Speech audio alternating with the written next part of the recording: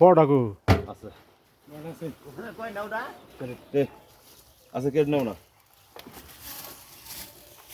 টাটকা মাছ বলগুলো আস্তে। আরো বড় হইতো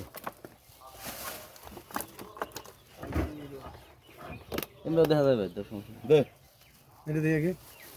তো না নিবে এটা ওই যে 700 গ্রাম 600 গ্রাম 800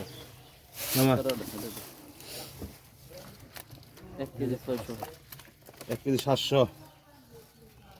এটা দিলাম মাছের ধরে